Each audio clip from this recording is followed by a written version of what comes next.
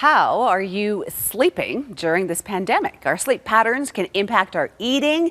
Our eating can impact our ability to sleep. Are you seeing the vicious cycle going along here?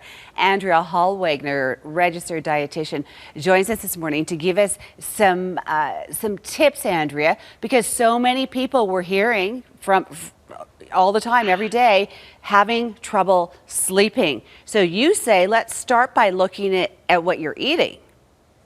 Yeah, of course, sleep or lack of sleep is a form of stress for people. So we know stress can impact so many things. It really is about, looking at your overall day and maybe some of the foods that you're eating kind of before bed and seeing what we can do to at least try and get your sleep as good as we humanly possibly can.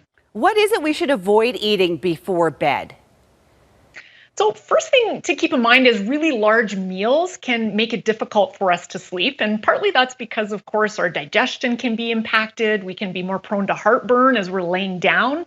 And it can kind of wake us up, especially if we've had a lot of fluids before bed. Then we got to get up to the bathroom. So really not having gigantic, large size meals is going to be the first number one thing we need to take a peek at. But that being said, super important not to go to bed underfed, particularly when it comes to carbohydrates, which our brain needs to run effectively.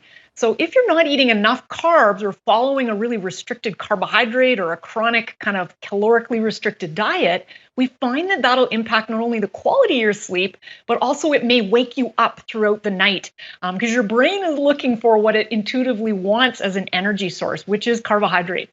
Okay, so I just heard you say eat cake before bed.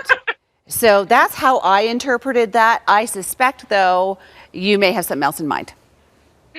For sure. I mean, of course, carbohydrates are going to be found in, my favorite food, which is chocolate, or it could be potato chips for you, or all of those delicious carbohydrate-rich foods that are sweet and savory.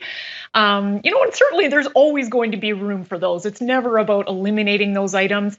Really, it's about finding balance. But we want to maximize, of course, the healthiest, nutrient-dense types of carbs, which we know are also particularly good for sleep and just overall long-term health and mental health.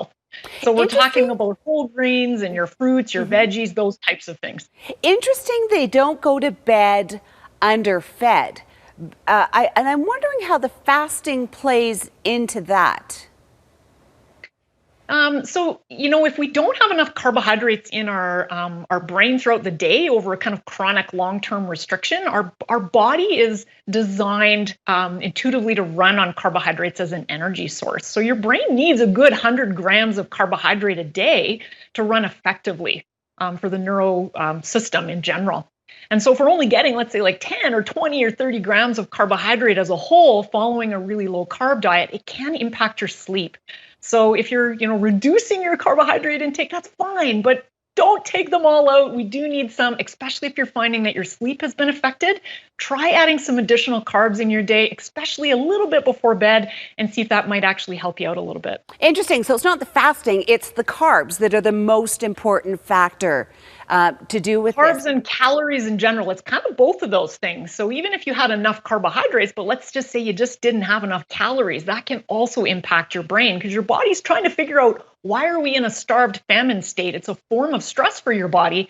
And so it's adjusting things hormonally, which can impact sleep over the long term. How do we find our calorie baseline?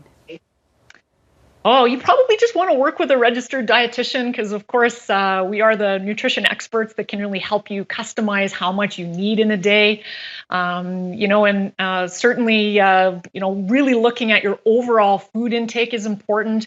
A whole foods diet rich in lots of plant-based items, really important from an overall sleep quality perspective.